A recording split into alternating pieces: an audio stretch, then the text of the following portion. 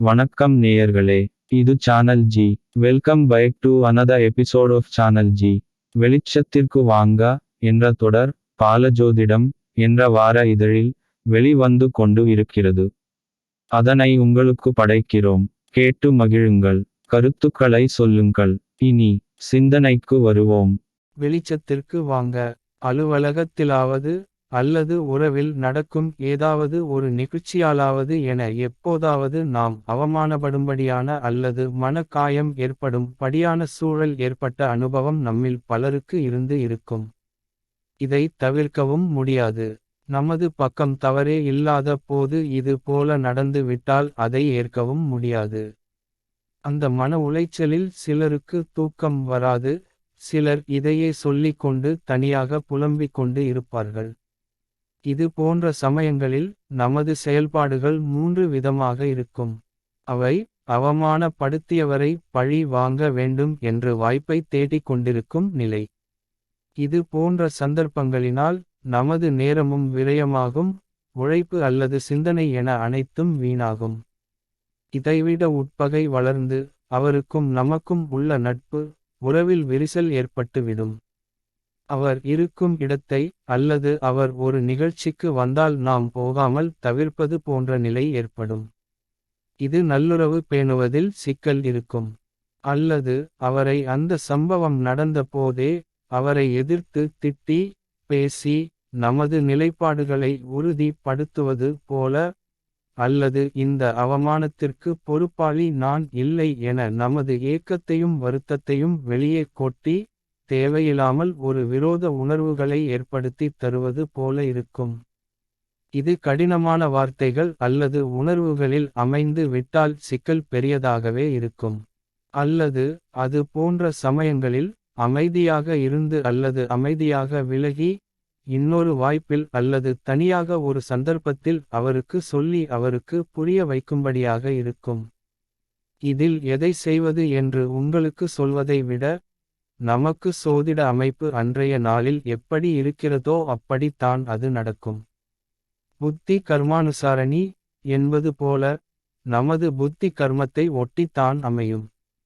அன்றைய நாள் சந்திராஷமாக இருக்கலாம் அல்லது கோச்சாரத்தில் சஷ்டாஷ்டகத்தில் இருக்கலாம் என சில சோதிட சிந்தனைகளை சொல்லலாம் என்றாலும், பொதுவாக நம்மை விட பெரியவர்கள், அனுபவத்தில் சிறந்தவர்கள் எல்லோரும் சொல்வது, உங்களை யாராவது ஏளனம் பேசினால் பொறுமையாக அமைதியாக இருங்கள். வாயை கொடுத்து எரிகிற நெருப்பில் நெய் ஊற்றும் வேலையை செய்யாதீர்கள், வாயை அடக்குங்கள் என்று தான் அறிவுரை சொல்வார்கள்.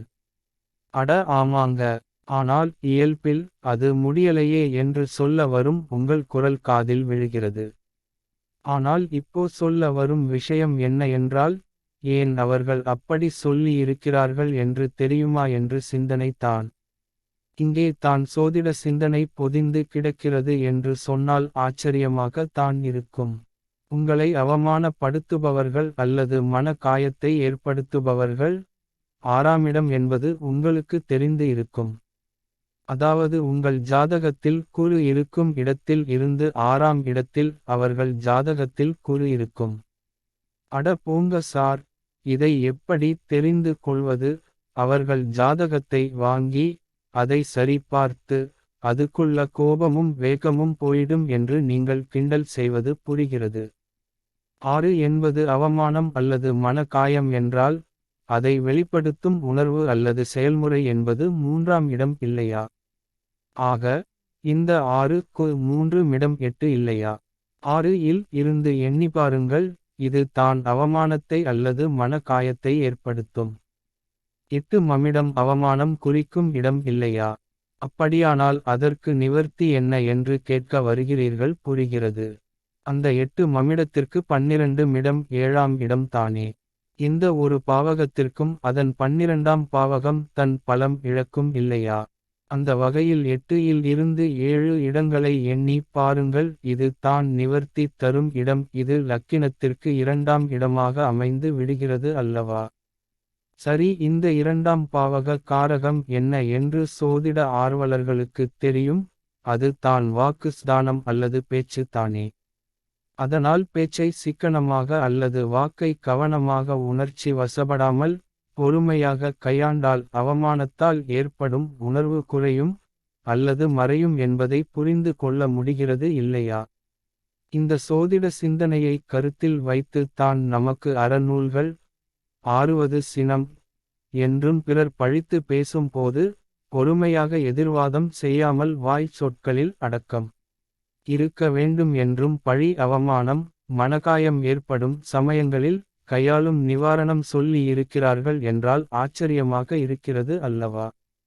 நமது வாழ்க்கை முறையானாலும் சரி, அறம் சொல்ல வந்த நூல்களானாலும் சரி, அதில் சொல்லப்பட்டவைகள் சோதிட சிந்தனையை கருத்தை அடியொட்டியே இருக்கும். இதனால் தான் அறநூல்களை படைப்பவர்கள் அடிப்படையில் சோதிட ஞானம் பெற்றவர்களாகவே இருப்பார்கள். நமது அடிப்படை வாழ்க்கை முறையே சோதிட சிந்தனையில் அமைந்தது தான். சோதிடம் என்பது எதிர்கால பலன்களை சொல்வதற்கு மட்டும் பயன்படும் சாத்திரம் என்று கருதுவது சரியல்ல. காசு கொடுத்தால் எதிர்காலத்தில் வரும் நிகழ்வுகளை சோதிடர் எடுத்து சொல்லுவார்கள் என்ற மனநிலையில் இருந்து மாறி, அறம் சொல்ல வந்த நூல்களின் சாத்திரம் தான் சோதிடம் என்பது போல புரிந்து கொண்டால், சோதிடர்களை அறவாணர்களாக மதிக்கும் எண்ணம் வரும். அந்த எண்ணம் வளர்ந்தால், சோதிடர்களிடம் எவ்வளவு கட்டணம் வாங்குவீர்கள் என்று கேட்காமல், சோதிடர்களுக்கு புஷ்டியாக தட்சணை கொடுத்து கௌரவிப்பார்கள் என்பதை புரிந்து கொள்ளுங்கள். நல்லதே நினைப்போம், நல்லதே நடக்கும்.